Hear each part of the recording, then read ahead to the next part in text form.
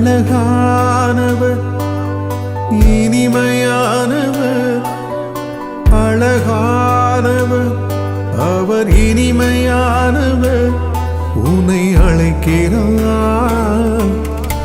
அழகானவர், இனிமையானவர், இயேசு அழைக்கிறார். மாறிடாத அன்பு நேசர் அழைக்கிறார். மாறாத அன்பு நேசர் அழைக்கிறார். மாறிடாத அன்பு நேசர் அழைக்கிறார். மாறாத அன்பு நேசர் அழைக்கிறார். அழகானவர், இனிமையானவர், அழகானவர், அவர் இனிமையானவர்.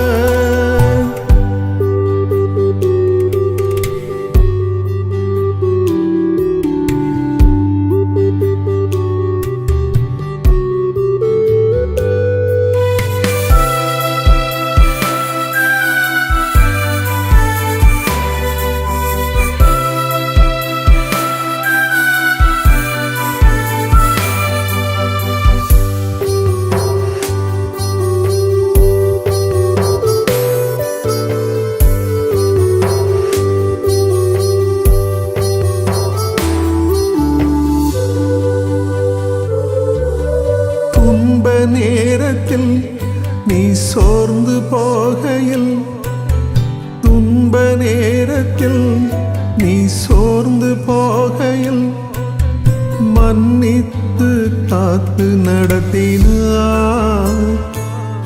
உன்னை மறவாமல் காத்து நடத்துவார்.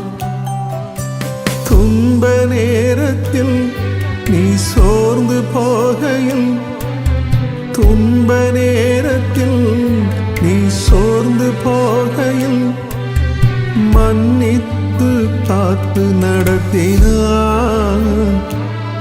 உன்னை மறவாமல் காத்து நடத்துவார்.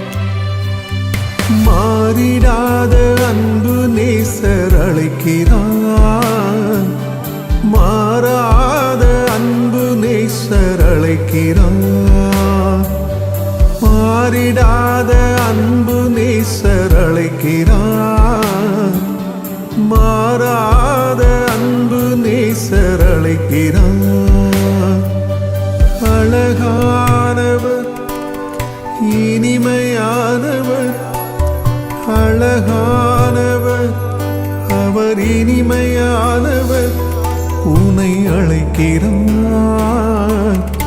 அழகானவர், இனிமையானவர், இயேசு அழைக்கிறார்.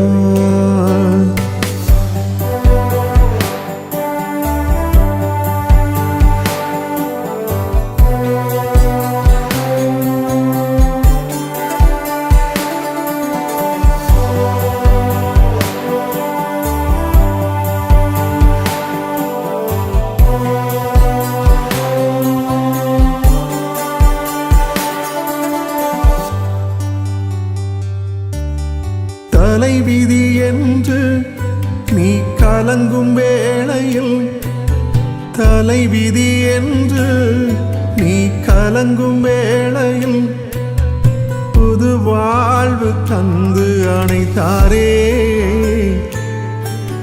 பலவானாய் மாற்றி மகிழ்ந்தாரே. தலைவிதி என்று நீ கலங்கும் வேளையில், தலைவிதி என்று நீ கலங்கும் வேளையில், புது வாழ்வு தந்து அணைத்தாரே. பலவானாய் மாற்றி மகிழ்ந்தாரே. பிதா குமாரன் பரிசுத்தாவின் நாமத்தில் உங்கள் யாவரையும் நான் வாழ்த்துகின்றேன். இந்த நாளிலும் கூட உங்கள் யாவரையும் சந்திப்பதிலே மிகுந்த மகிழ்ச்சி அடைகிறேன். எனக்கு அருமையானவர்களே, இன்றைக்கும் உங்களுடைய பிரயோஜனத்திற்கென்று சில வார்த்தைகளை வேதத்திலிருந்து நாம் தியானிக்கலாம். மத்தேயு 20ஆம் அதிகாரம் 1ஆம் வசனம் என்ன சொல்லுகிறது? பரலோக ராஜ்யம் வீட்டு எஜமானாகிய ஒரு மனுஷனுக்கு ஒப்பாயிருக்கிறது. பரலோக ராஜ்யம் என்பது ஒரு ஃபேக்ட்ரி இருக்குதுன்னா அதனுடைய முதலாளிக்கு சமமாக இருக்கின்றது. அந்த முதலாளி அநேகருக்கு ஆகாரம் உண்டாகி இருக்கும்படியாக அவர்களுக்கு சம்பளத்தை கொடுக்கிறார். இன்னும் அநேக பலன்களை கொடுக்கிறவராக இருக்கிறார். தானும் ஆதாயம் அடைகிற ஒரு மனுஷனாக இருக்கிறார். இந்த இடத்துல எஜமான் என்பவர் நம்முடைய பிதாவாகிய தேவன். இயேசு கிறிஸ்து இந்த உலகத்தில் மனுஷரை ரட்சிக்க வந்து தன்னுடைய நாமத்தை விசுவாசிக்கிற அநேகரை தன்னுடைய பிள்ளைகளாக மாற்றிக்கொண்டு பரிசுத்த ஆவியினால் இன்றைக்கும் வழிநடத்தி வருகின்றார்.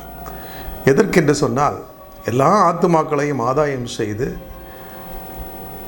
தன்னிடத்தில் சேர்க்கும்படியாக, பரலோக ராஜ்யத்திலே சேர்க்கும்படியாக அவர் இன்றளவும் பிரயாசப்படுகின்றார். தன்னுடைய கரத்தை நீட்டிக்கொண்டே இருக்கின்றார். பரலோக ராஜ்யம் இப்படிப்பட்ட ஒரு எஜமானுக்கு ஒப்பாக இருக்கிறது, தேவனுக்கு ஒப்பாக இருக்கிறது. நான் பரலோகத்திற்கு செல்லுவேன் என்று சொல்லி விசுவாசிக்கிறவர்கள் அங்கே செல்லுவார்கள். அதற்கான வழிகளை கண்டுபிடிக்கிறவர்கள் அங்கே போய் சேருவார்கள். அதற்கான வழி இந்த அதிகாரத்தில் நமக்கு சொல்லப்பட்டிருக்கின்றது. எனக்கு அருமையானவர்களே, அவன் தன் திராட்சை தோட்டத்திற்கு வேலையாட்களை அமர்த்த அதிகாலையிலே புறப்பட்டான் என்று சொல்லி பார்க்கின்றோம். திராட்சை தோட்டமாக எங்கே நாம் பார்க்கின்றது கர்த்தருடைய மந்தை, கர்த்தருடைய ஜனம். வெளிப்படுத்தின விசேஷத்திலும் இதைத்தான் பார்க்கின்றோம். முடிவு காலம் வருகின்ற பொழுது தேவனுடைய பட்டயம் நீட்டப்பட்டது. அப்பொழுது திராட்சை பழங்கள், திராட்சை கொலைகள் களஞ்சியத்திலே சேர்க்கப்பட்டது. எனக்கு அருமையானவர்களே, தன்னுடைய வார்த்தையை இன்றைக்கும் உலகத்தில் அனுப்பி, தன்னுடைய குமாரனான இயேசு கிறிஸ்துவை அனுப்பி, அந்த வார்த்தை என்கிற பட்டயம் அநேகருக்கு ஆசீர்வாதமாக, விடுதலையாக அது காணப்படுகிறது. பிசாசனுடைய கிரியைகளை அழிக்கத்தக்கதாக தேவனுடைய வார்த்தைகள் வெளிப்படுகிறது. எந்த ஒரு கிரியையும் அழித்து போடும்படியாக தேவனுடைய பட்டயம் இன்றைக்கு உலகத்தில் கிரியை செய்து கொண்டிருக்கின்றது. கர்த்தருடைய வார்த்தையை விசுவாசிக்கின்றவன், இயேசு கிறிஸ்துவனுடைய வார்த்தையை நம்புகின்றவன், அவன் பரலோகத்திற்கு பாத்திரவானாக இருக்கின்றான் என்று சொல்லி நாம் பார்க்கின்றோம். எனக்கு அருமையானவர்களே, திராட்சை தோட்டத்தை இன்றைக்கு நிர்வகிக்கிற பொறுப்பு ஆண்டவராகிய தேவனுடையது. அந்த திராட்சை தோட்டத்தில் வேலை செய்வது கர்த்தருடைய ஜனங்களுடைய பொறுப்பு. தேவனுக்கு பிரியமானது அவருக்கு ஊழியம் செய்வது. இதற்காகத்தான் இந்த எஜமான் புறப்படுகின்றான் என்று சொல்லி நாம் பார்க்கின்றோம். எனக்கு அருமையானவர்களே, அவர் வெவ்வேறு இடங்களுக்கு சென்று வெவ்வேறு மணி நேரங்களில் தன்னுடைய திராட்சை தோட்டத்தில் வேலை செய்வதற்கு ஆட்களை ஆயத்தம் செய்வதை நாம் பார்க்கின்றோம். 3ஆம் மணி வேளையில் அவன் புறப்பட்டு போய் கடை தெருவிலே சும்மா நிற்கிற வேறு சிலரை கண்டு, நீங்களும் திராட்சை தோட்டத்திற்கு போங்கள், நியாயமானபடி உங்களுக்கு கூலி கொடுப்பேன் என்று சொன்னான். அவர்களும் போனார்கள். இந்த இடத்துல கர்த்தருடைய ராஜ்யத்திற்கென்று பணி செய்யும்படிக்கு அவர் முந்தி சிலரை தெரிந்து கொள்ளுகின்றார். அவர்களும் போனார்கள். அவர்களுக்கும் ஒரு பணம் கூலி பேசப்படுகின்றது. அதே போல் 6ஆம் மணி வேளையிலையும் 9ஆம் மணி வேளையிலையும் அவன் போய் அந்தபடியை செய்தான் என்று சொல்லி பார்க்கின்றான். வேலை நேரம் குறைகிறது, ஆனாலும் சம்பளம் அதே சம்பளம்தான், அதே ஒரு பணம் தான். இந்த உலகத்திலே ஆண்டவராக இயேசு கிறிஸ்துவுக்கு ஊழியம் செய்தால் நமக்கு கிடைப்பது பரலோக ராஜ்யம். அங்கே ஏற்ற தாழ்வு இல்லை. இவர்கள் இதற்கு சம்மதித்து அங்கே புறப்பட்டு போகின்றார்கள். 11ஆம் மணி வேளையிலையும் அவன் போய் சும்மா நிற்கிற வேறு சிலரை கண்டு, நீங்கள் பகல் முழுவதும் இங்கே சும்மா நிற்கிறது என்ன என்று கேட்டான். அதற்கு அவர்கள், ஒருவரும் எங்களுக்கு வேலை இடவில்லை என்றார்கள். அவன் அவர்களை நோக்கி, நீங்களும் திராட்சை தோட்டத்திற்கு போங்கள், நியாயமானபடி கூலி பெற்றுக்கொள்வீர்கள் என்று சொல்லுகின்றார். எனக்கு அருமையானவர்களே, அவர்களுக்கு கூலி பேசி அங்கே வேலைக்கு நியமனம் செய்தாயிற்று. இவர்கள் திராட்சை தோட்டத்தில் வேலை செய்ய வேண்டும். இது நமக்கு எதை குறிக்கிறது என்று சொன்னால், சிலர் தன்னுடைய வாழ்நாள் முழுவதையும் அர்ப்பணித்து ஆண்டவரை இயேசு கிறிஸ்துவுக்கு ஊழியம் செய்வார். சிலர் கடைசி நாட்களில் மட்டும் ஊழியம் செய்வார். சிலர் கடைசி நிமிஷத்தில் ரட்சிக்கப்பட்டு பரலோகத்துக்கு போவாங்க. ஆண்டவர் இயேசு கிறிஸ்துவை விசுவாசிக்கிறவன் எவனோ அவன் கெட்டு போகாமல் நித்திய ஜீவனை அடையும்படிக்கு தம்முடைய ஒரே பேரான குமாரனை தந்தரளி இவ்வளவா இந்த உலகத்தில் அன்பு கூர்ந்தார் என்று சொல்லி நாம் பார்க்கின்றோம். பிதாவாகிய தேவன் சகலத்தை நடப்பிக்கிறவராக இருக்கிறார். தன்னுடைய வார்த்தையை மாம்சத்தில் அனுப்பினார். தன்னுடைய தற்சொரூபமாக தன்னுடைய மகிமையை வெளிப்படும்படியாக தன்னுடைய ஒரே பேரான குமாரனை இந்த உலகத்திற்கு மாம்சத்தில் அனுப்பினார். அவரை விசுவாசிக்கிறவர்கள் கெட்டு போவதில்லை. அவர் வழி அவரே எனக்கு வழியும் சத்தியமும் ஜீவனுமாய் இருக்கிறார் என்று சொல்லி விசுவாசிக்கிறவர்கள் அவர்கள் கெட்டு போவதில்லை. இயேசு கிறிஸ்துவை தன் சொந்த இரட்சகராக ஏற்றுக்கொண்டு பரலோகத்திற்கு வழி அவரே என்று சொல்லி விசுவாசித்து அவர் காண்பித்திருக்கின்ற பாதையிலே நடக்கிறவர்கள் திசை கெட்டு போவதில்லை. அவளுக்கு நிச்சயமாகவே பரலோக ராஜ்யம் உண்டு. எனக்கு அருமையானவர்களே, ஸ்ரீலங்கா தேசத்தில் கூட சுப்பிரமணியன் என்று சொல்லக்கூடிய ஒரு கொலை குற்றவாளி சிறையிலே அவர் அங்கே அடைக்கப்பட்டிருக்கிறார். அவருக்காக வாதிடும்படிக்கு அவருடைய மனைவி சொந்த வீட்டை விற்று எப்படியாவது அவரை விடுதலையாக்கணும்னு சொல்லி தன்னுடைய 3 பிள்ளைகளின் நிமித்தமாக பிரயாசப்படுகின்றார். சிறைச்சாலையில் அவருக்கு வேத புத்தகம் ஒரு ஊழியர் மூலமாக கொடுக்கப்படுகின்றது. அவர் அதை வாசித்து ஆண்டவர் இயேசு கிறிஸ்துவை தன் சொந்த இரட்சகராக ஏற்றுக்கொள்ளுகின்றார். அவர் சொன்ன ஒரு காரியம், என் பாவத்தையும் மன்னிக்க ஒரு தேவன் உண்டா என்று சொல்லி மிகவும் ஆச்சரியமடைந்தவராக பாவத்தை மன்னிக்கின்ற இயேசு கிறிஸ்துவை சொந்த இரட்சகராக ஏற்றுக்கொண்டார். வழக்கு கோர்ட்டில் வருகிறது. நீதிபதி விசாரிக்கின்றார். பிள்ளைகளின் நிமித்தமாக மனைவி நிமித்தமாக ஏதாவது ஒரு வகையில் அவரை விடுதலையாக்கி விடலாமா என்று சொல்லி நீதிபதி நினைக்கின்றார். அதே போல வக்கீலும் அதற்காக வாதாடுகின்றார். ஆனால் இவரிடத்தில் கேட்ட பொழுது, நீ கொலை செய்தாயா என்று சொல்லி கேட்ட பொழுது, நான் 1 அல்ல 2 கொலைகளை செய்தேன் என்று சொல்லி தன் தவறை ஒத்துக்கொள்ளுகிறான். நீதிபதி சொல்லுகின்றார், நீ இதை மறுத்திருந்தால் நான் உன்னை விடுதலையாக்கியிருப்பேனே என்று சொல்லி. அவன் சொன்னான், நான் கிறிஸ்தவனாக மாறிவிட்டேன், நான் இயேசுவின் பிள்ளையாக மாறிவிட்டேன், நான் மரித்தாலும் பரலோகத்துக்கு சொல்லுவேன், இயேசுவோடு கூட நித்திய காலமாக நான் வாழ்ந்திருப்பேன், எனக்கு மரணத்தை குறித்து பயம் இல்லை என்று சொன்னான். அவனுக்கு தூக்கு தண்டனை விதிக்கப்பட்டது. அவனுடைய நாள் வந்தது. உன்னுடைய கடைசி ஆசை என்ன என்று சொன்னார்கள். அப்பொழுது அவன் சொன்னான், நான் ஒரு பாடலை எழுதி வைத்திருக்கிறேன். அந்த பாடலை இந்த சிறையில் இருக்கிற அத்தனை பேரும், சிறைச்சாலை கைதிகளும் அதிகாரிகளும் பொறுமையாக உட்கார்ந்து கேட்கணும். நான் ஒரு 1/2 மணி நேரம் சுவிசேஷத்தை சொல்லுவேன், அதை எல்லாரும் உட்கார்ந்து கேட்கணும் என்று தன்னுடைய கடைசி ஆசையை வெளிப்படுத்துகின்றார். எனக்கு அருமையானவர்கள் எல்லாரும் அதை ஒத்துக்கொள்ளுகிறாங்க. அது அதிகாரிகளும் அதை ஒத்துக்கொள்ளுகிறாங்க. அவன் ஒரு பாடலை எழுதி பாடினான். அது என்ன பாடல் என்று சொன்னால், இன்றைக்கு உலகம் முழுவதிலும் பாடப்படுகின்ற இயேசு நேசிக்கிறார், இயேசு நேசிக்கிறார், இயேசு என்னையும் நேசிக்க யான் செய்த மாதவமோ என்று சொல்லி அருமையான ஒரு பாடல். தன்னுடைய வாழ்க்கை சாட்சியை அவன் ஒரு 1/2 மணி நேரம் எல்லார் மத்தியிலையும் பேசுகின்றான். எல்லாரும் கண்ணீர் வடித்து தங்களை அர்ப்பணித்தார்கள். அவனும் தூக்கிலிடப்பட்டு மரித்து போகின்றான். ஆனாலும் நித்திய ராஜ்யத்திற்கு பிரவேசிக்கின்றான். அந்த வேத புத்தகத்தை கொண்டு வந்து ஒருத்தர் கொடுத்தார் பார்த்தீங்களா, அவர் தான் ஏதோ ஒரு நேரத்தில் வந்து கர்த்தருடைய ராஜ்யத்திற்கென்று திராட்சை தோட்டத்தில் வேலை செய்தவர். ஏற்ற வேளையில் சொல்லப்பட்ட ஒரு வார்த்தையானது வெள்ளி தட்டில் வைக்கப்பட்ட பொன் பழங்களுக்கு சமானம் என்று சொல்லி வேதம் சொல்லுகிறது. எனக்கு அருமையானவர்களே, நீங்களும் நானும் சாதாரண ஒரு விசுவாசியாக இருக்க மாத்திரம் அழைக்கப்படவில்லை. ஒவ்வொரு வேளைகளிலே நாம் கர்த்தருக்குள் வந்திருக்கின்றோம். சிலர் 4வது தலைமுறை 5வது தலைமுறை கிறிஸ்தவங்களாக இருக்கலாம். சிலர் இன்றைக்கு தான் இயேசு கிறிஸ்துவை அறிந்து ஏற்றுக்கொண்டு ரட்சிக்கப்பட்டிருக்கலாம். எந்த ஒரு சூழ்நிலையில் தேவனுடைய ராஜ்யத்தின் பிள்ளைகளாக அழைக்கப்பட்டிருந்தாலும் ஆண்டவருடைய ராஜ்யத்திற்கென்று, தேவனுடைய ராஜ்யத்திற்கென்று நாம் வேலை செய்வதற்கு நியமிக்கப்பட்டிருக்கின்றோம். இன்றைக்கும் எனக்கு அருமையான தேவனுடைய பிள்ளைகளை, எல்லாருக்கும் ஒரே கூலி தான் கொடுக்கப்படுகின்றது, நித்திய ஜீவன். இந்த நித்திய ஜீவனை பெற்றுக்கொள்ளத்தக்கதாக ஒவ்வொருவரும் பிரயாசப்படணும். ஒவ்வொரு மனுஷரையும் ஆதாயம் செய்யணும். எனக்கு அருமையானவர்களை, இந்த அதிகாரம் நமக்கு அதை தெளிவாக எடுத்து சொல்லுகின்றது. 11ஆம் மணி வேளையில் வந்தவங்களுக்கும் அதே சம்பளம் தான், நித்திய ஜீவன் தான்.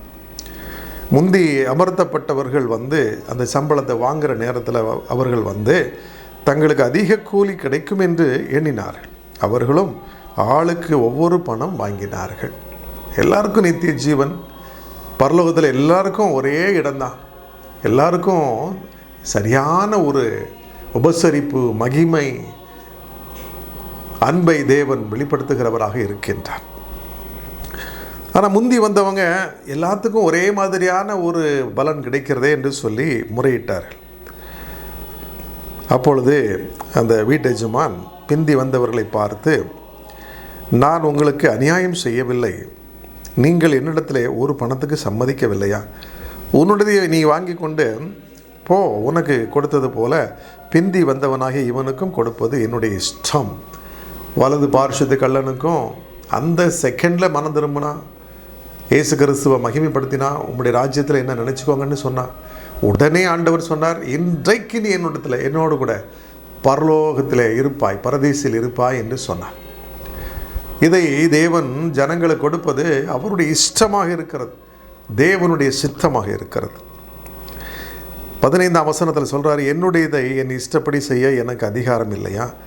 நான் தயாளனாக இருக்கிறபடியால் நீ வன்கணனாக இருக்கலாமா என்றான். இவ்விதமாக பிந்தினோர் முந்தினோராயும் முந்தினோர் பிந்தினோராயும் இருப்பார்கள். அழைக்கப்பட்டவர்கள் அநேகர், தெரிந்து கொள்ளப்பட்டவர்களோ சிலர் என்று சொன்னார். முந்தி தெரிந்து கொள்ளப்பட்டவர்கள் பிந்தி வந்தவங்களை பார்த்து இடறி விழுகிறத பார்க்கிறோம். நீ இன்னைக்கு தானே ரட்சிக்கப்பட்ட, இன்னைக்கு தானே நீ ஆண்டவர் அறிஞ்சு கொண்ட, இன்னைக்கு வந்தவன் நீ, இன்னைக்கு அபிஷேகம் பெற்று வல்லமையாக நீ எழும்புற, நீ அந்நிய பாஷெல்லாம் பேசுகிற, நீ பெரிய ஆளா அப்படின்னு சொல்லி அவர்களை குறித்து நாம் இடறி விழுந்து விடக்கூடாது, நியாயம் தீர்த்து விடக்கூடாது. ஆண்டவராகிய இயேசு கிறிஸ்து இந்த காரியத்தில் தெளிவாக சொல்லுகின்றார். முந்தி வந்தாலும் பிந்தி வந்தாலும் அவங்களுக்கு சம்பளம் நித்திய ஜீவன் தான். பிந்தி வந்தவர்களை குறித்து நீங்கள் இடர்கள் அடையக்கூடாது. எல்லாரையும் ஒரே மாதிரி நேசிக்கணும். ஏன்னா ஆண்டவராகிய தேவன் பட்சபாதம் இல்லாதவர். நாமும் அப்படித்தான் நடக்கணும். பட்சபாதம் இருக்கவே கூடாது. தேவனை அறிந்தவர்கள் அறியாதவர்கள், உயர்ந்தவன் தாழ்ந்தவன் என்று சொல்லி, பணக்காரன் ஏழை என்று சொல்லி நம்மிடத்தில் பட்சபாதம் எதுவும் இருக்கவே கூடாது. ஆண்டவராகிய தேவன் அதை பார்ப்பதே கிடையாது. அதே போல ஆண்டவராகிய தேவன், நம்முடைய இயேசு கிறிஸ்து, நம்முடைய இரட்சகர், பரிசுத்த ஆவியானவர், அவர் தயாளனாக இருக்கிறார். நமக்கு எவ்வளவு பெரிய பாவங்களை எல்லாம் மன்னித்து தன்னுடைய பிள்ளைகளாக ஏற்றுக்கொண்டிருக்கின்றார். அதை நாம் நினைத்து சந்தோஷப்படணும். வேதம் இதை நமக்கு தெளிவாக சொல்லுகின்றது. நான் உனக்கு மன்னிக்கவில்லையா? திரளான பாவத்தை உனக்கு மன்னித்து உன்னை என் பிள்ளையாக நான் மாற்றவில்லையா? பரலோகத்தின் சுதந்திர வழியாக மாற்றவில்லையா? அதே போல தான் மற்றவங்களை குற்றவாளியாக நாம் தீர்க்கக்கூடாது. எனக்கு அருமையானவர்களே, மற்றவர்களை தரக்குறைவாக பேசக்கூடாது. சிறு பிள்ளைகளை போன்ற இருதயத்தோடு எல்லாரையும் ஏற்றுக்கொள்ளுகிற ஒரு மனப்பக்குவம் நமக்கு வேணும். தேவனுடைய வார்த்தைகளை ஒரு சிறு பிள்ளை போல ஏற்றுக்கொண்டு இந்த உலகத்தில் அநேகருக்கு கள்ளம் கபடு இல்லாமல் ஊழியம் செய்யணும். எல்லாரையும் பரலோகத்துக்கு கூட்டி சேர்க்கணுங்கிற ஒரு இருதயம் நமக்கு வேணும். என்னுடைய ஊழியத்தின் பாதையில் நான் பார்த்துருக்கிறேன். 4வது தலைமுறை கிறிஸ்தவங்க, 5வது தலைமுறை கிறிஸ்தவங்க எல்லாம் ஆண்டவரை பற்றி மற்றவங்களுக்கு சொல்லவே மாட்டாங்க. இயேசு கிறிஸ்து சொன்னார், பரலோக ராஜ்யம் ஒரு விலை உயர்ந்த முத்துக்கு சமமாக இருக்கிறது. அதை ஒரு வியாபாரி தன்னுடைய சொத்துக்கள் எல்லாவற்றையும் விற்று விலைக்கு வாங்குகிறதற்கு சமமாக இருக்கிறது. இந்த உலகத்தில் நாம் படுகிற பிரயாசங்கள் எல்லாமே பரலோக ராஜ்யத்தை சுதந்திரமாக நாம் எப்படியாவது ஆட்கொண்டு அதை வாங்கிவிட வேண்டும். பரலோக ராஜ்யத்துக்கு எப்படியாவது நம்ம போயிடணும். அதற்காக நம்முடைய எல்லா விதமான பிரயாசங்கள், ஆவி ஆத்மா சரீரத்தை பயன்படுத்தி நாம் போராடி மேற்கொள்ளணும். நல்ல ஒரு போராட்டத்தை போராடினேன், ஓட்டத்தை முடித்தேன், விசுவாசத்தை காத்துக்கொண்டேன் என்று சொன்னபடி நாம் இந்த உலகத்தில் வாழணும். விசுவாசத்தை காத்துக்கொள்வது என்பது சாதாரண விஷயம் கிடையாது. பணத்தையோ பொன்னையோ பொருளையோ உலகத்தின் சம்பத்துகளையோ செல்வங்களையோ பிள்ளைகளையோ இந்த உலகத்தில் உள்ள எதையுமே தேவனை விட பெரிதாக நாம் நினைத்து விட்டால், உயர்வாக எண்ணிவிட்டால், நாம் தேவ ராஜ்யத்திற்குள்ளே பிரவேசிப்பது கடினமான ஒரு காரியமாக மாறிவிடும். உலகத்தை நேசித்தால் இயேசு கிறிஸ்துவை விட்டு விடுவோம். இதைத்தான் தேவன் நமக்கு சொல்லுகிறார். உங்களுடைய சம்பாத்தியங்களின் மூலமாக உலக பொருட்களினாலே நண்பர்களை சம்பாதித்துக் கொள்ளுங்கள் என்று சொல்லுகிறார். ஆத்துமாக்களை சம்பாதித்துக் கொள்ளுங்கள் என்று இயேசு சொல்லுகின்றார். இந்த நாட்களில், இந்த கடைசி நாட்களில் இதை நாம் முற்றிலும் புரிந்து கொண்டு இயேசுவுக்காக செயல்படணும். ஒருவன் எனக்கு சீஷனாக இராவிட்டால் அவன் பரலோக ராஜ்யத்துக்குள் பிரவேசிக்க மாட்டான் என்று சொல்லி இயேசு கிறிஸ்து தெளிவாக சொல்லிவிட்டார். என்னில் அன்பாக இருக்கிறவன் பிதாவின் பேரில் அன்பாக இருக்கிறான் என்று சொன்னார். மனுஷருக்கு முன்பதாக என்னை கனப்படுத்துகிறவனை பிதாவிற்கு முன்பாக நான் கனப்படுத்துவேன் என்று சொல்லியிருக்கிறார். மனுஷருக்கு முன்பாக என்னை கனம் பண்ணாதவனை பிதாவிற்கு முன்பாக என்னால் கனம் பண்ண முடியாது என்று சொல்லி இயேசு தெளிவாக சொல்லிவிட்டார். நியாயத்தீர்ப்பின் நாளிலே நாம் இடறி விழுந்து போவோம். எனவேதான் இந்த உலகத்திலே நாம் வாழுகின்ற நாட்கள் வரையிலும் எனக்கு அருமையானவர்களை, ஆண்டவராய் இயேசு கிறிஸ்துவுக்கு நாம் ஊழியம் செய்யணும். அதை அவர் எதிர்பார்க்கிறார். என்னை குறித்து நீ மற்றவங்களுக்கு சொல்லுவாயா என்று சொல்லி ஆண்டவர் கேட்கின்றார். தேவனை அறியாத ஜனங்கள் அவரை அறிந்து ஏற்றுக்கொள்ள வேண்டும். சொந்த இரட்சகரை ஏற்றுக்கொண்டு அவங்களும் பரலோகத்துக்கு வரணும். இன்றைக்கி உலகத்தில் ஜனங்கள் இருளின் அதிகாரத்துக்குள்ளே கிடக்கிறாங்க, பிசாசுக்குள்ளே கிடக்கிறாங்க, பாவத்தின் பிடியில் கிடக்கிறாங்க, பாவத்தை பாலை போல பருகி கொண்டிருக்கிறாங்க. எனக்கு அருமையானவர்களே, எய்ட்ஸ் நோயினால் பாதிக்கப்பட்ட ஒரு சகோதரன் தன்னுடைய பாவ கிரிகளின் நிமித்தமாக மரண தருவாயில் இருக்கும் பொழுது அவருடைய மனைவி அந்த சகோதரிக்கும் அந்த வியாதி பரவி விட்டது. தன்னுடைய வீட்டில் ஹாலில் உருண்டு உருண்டு அழுதாங்க. 1 மணி நேரம் அழுதாங்க. என்னை காப்பாற்ற ஒருவரும் இல்லையே, எந்த ஒரு மருந்து வேலை செய்யலையே, நான் கும்பிட்ட தெய்வங்கள் எல்லாம் என்னை கைவிட்டு விட்டதே, எந்த ஒரு மந்திரவாதமும் என்னை காப்பாற்றலை, என்னை படைத்த தெய்வம் என்று ஒருவரும் இல்லையா? அப்படி ஒருவர் இருந்தால் என்னை இப்பொழுது காப்பாற்றட்டும் என்று சொன்ன பொழுது 1 மணி நேரம் கழித்து அந்த சகோதரிக்கு பக்கத்தில் இயேசு கிறிஸ்து வந்து நின்றார். அந்த மகளை தொட்டு சொன்னார், நான் தான் இயேசு, உன்னை படைத்த தேவன், உன்னையும் உன் குடும்பத்தையும் காப்பாற்றுவேன் என்று சொல்லி மறைந்து போனார். படைத்த தேவன் என்று சொல்லி நான் தேடினேன், இயேசு கிறிஸ்து மட்டும்தானே வந்திருக்கிறாரு என்று சொல்லி அவருடைய உறவினர்கள் என்னுடைய கூட்டங்களுக்கு வருவாங்க. யாராவது ஜெபிக்கிறவங்க இருந்தால் அனுப்பி விடுங்கன்னு சொன்னப்போ நான் போனேன். இருவருக்கும் ஜெபித்து விட்டேன். ஒரே வாரத்துக்குள்ளே இந்த வியாதியினுடைய அறிகுறியே இருக்காதுன்னு சொல்லிட்டு வந்தேன். ஆவியானவர் சொன்னதை நான் சொல்லிவிட்டு வந்தேன். 4வது நாள் அந்த +2 படிக்கிற மகள், மூத்த மகள் எனக்கு ஃபோன் பண்ணி சொல்கிறா, அங்கிள், என்னுடைய தாயும் தகப்பனும் லேபில் போய் டெஸ்ட் பண்ணி பார்த்ததில் அந்த வியாதியினுடைய அறிகுறி கூட இல்லைன்னு சொல்லிட்டாங்கன்னு சொல்லி. இதுதான் ஆண்டவராய் இயேசு கிறிஸ்துவனுடைய அற்புதம். இதுதான் தேவனுடைய சித்தம். இன்றைக்கும் அந்த குடும்பம் ஆண்டவரை தேடிக்கொண்டிருக்கின்றான். அந்த முழு குடும்பமும் ரட்சிக்கப்பட்டவர்களாக தேவனுக்குள் உறுதியாய் அவருடைய ராஜ்யத்தை தேடிக்கொண்டிருக்கின்றான். இப்படி திராட்சை தோட்டத்தில் வேலை செய்கின்ற வேலையாட்களை கர்த்தர் தேடுகின்றார். எனக்கு அருமையான தேவனுடைய பிள்ளைகளே, இங்கே நாம் அதை பார்க்கின்றோம்.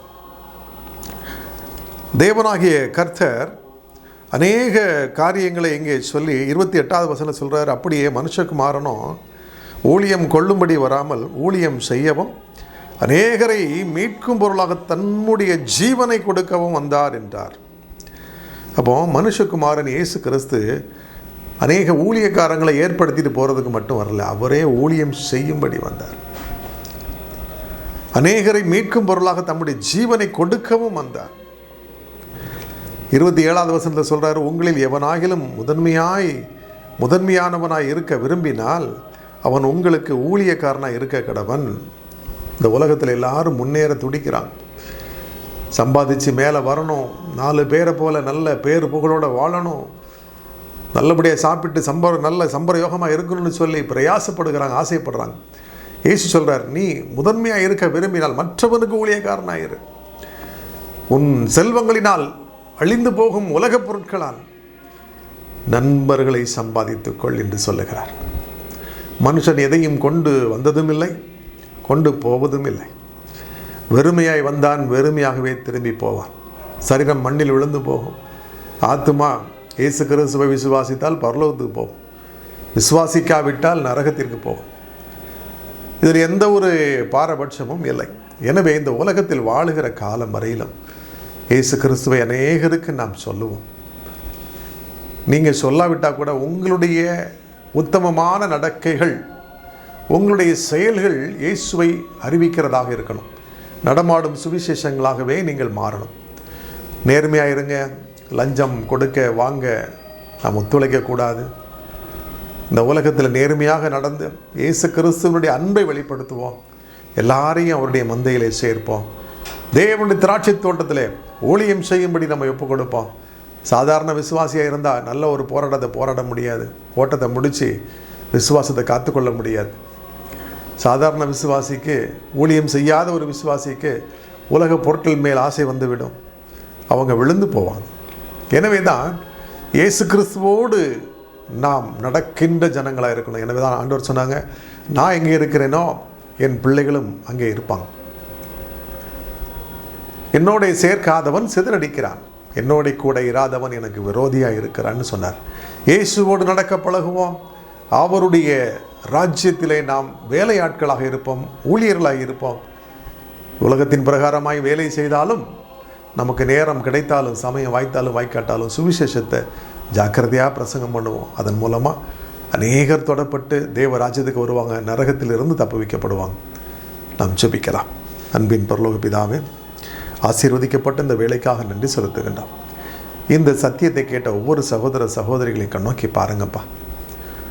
இயேசு மகாராஜா, எத்தனை நாட்களாக நான் இயேசுவை மற்றவங்களுக்கு சொல்லாமல் இருந்தேனே.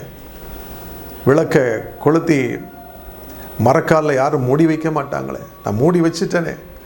அந்த விளக்கை விளக்கு தண்டில் உயர்த்தி வைக்க மறந்து விட்டேன் என்று சொல்லி அங்கலாய்த்து புலம்பி தங்களை அர்ப்பணிக்கிற ஒவ்வொரு பிள்ளைகளையும் இப்பொழுதே தொட்டு பலப்படுத்துங்க. உம்முடைய புதிய அபிஷேகம் அவர்களை நிரப்பட்டு உம்முடைய பரலோக ராஜ்யத்தினுடைய வேலையாட்களாக, ஊழியக்காரங்களாக அவங்கள மாற்றுங்கப்பா. இயேசுவின் நாமத்தில் நாங்கள் உம்மை நோக்கி பார்க்கின்றோம். என் பரிசுத்த ஆவியானவர் ஒவ்வொருத்தர் மேலே அப்படிப்பட்ட முத்திரையின் ஆவியை நீங்கள் ஊற்றும்படிக்காக நாங்கள் சுபிக்கிறோம். இப்பொழுதும் வியாதியோடு இருக்கிறவர்களை தொட்டு சுகமாக்குங்க. உம்மை இப்பொழுதுதான் நான் கேள்விப்படுகிறேன் என்று சொல்லி ஒருவேளை என்னோடு சேர்ந்து ஜபிப்பாங்கன்னு சொன்னார். உம்மை பற்றி அறிகிற அறிவியலை நிரப்புங்க. அவங்களுக்கு இருக்கிற பலவீனங்களை மாற்றுங்க, வியாதிகளை நீக்குங்க, தேவைகளை சந்திங்க, ஆசீர்வதிங்க. இயேசு மகாராஜா, இப்பொழுது உம்முடைய பரலோக பிரசன்னம் அநேகரை நிரப்புகிற கிருபைக்காக உமக்கு ஸ்தோத்திரம். அநேக சர்ப்பத்தின் வல்லமைகள் விலகி ஓடுகிறதை காண்கின்றேன். கண்களில் பலவீனத்தோடு இருக்கிற பிள்ளைகளை கர்த்தர் தொட்டு சுகமாக்குகிறேன். நன்றி. அநேகருடைய பாவ பாரங்கள் நீங்கி போகிறதை காண்கிறேன். இயேசுவின் நாமத்தினால விடுதலையின் பிரசனம் ஒவ்வொருவரை நிரப்புகிற கிருபைக்காக உமக்கு ஸ்தோத்திரம். இந்த நேரத்திலும் சத்தியத்தை கேட்ட ஒவ்வொருவரும் ரட்சிக்கப்பட்டு பரலோகத்திற்கு வர கிருபைதான். இயேசுவே வழி, சத்தியம், ஜீவன். அவரே அல்லாமல் வேறு ஒருவனும், அவர் வழியாக அல்லாமல் ஒருவரும் பரலோகத்துக்கு வர முடியாதுன்னு வேதம் சொல்லுது. இதை ஏற்றுக்கொண்டு விசுவாசித்து உம்மை உறுதியாய் பற்றி கொள்ள கிருபைதார். எங்களை தாழ்த்தி உம்மை உயர்த்துகிறோம். இயேசுவின் நாமத்தில் ஜெபம் கேளும் நல்ல பிதாவே. ஆமேன், ஆமேன். எனக்கு அருமையானவர்களே, என்னை தொடர்பு கொண்டு ஜெபியுங்கள். உங்களுக்காய் ஜெபிக்க ஆயத்தமாக இருக்கிறேன். இயேசு உங்களை விடுதலையாக்குவார். God bless you.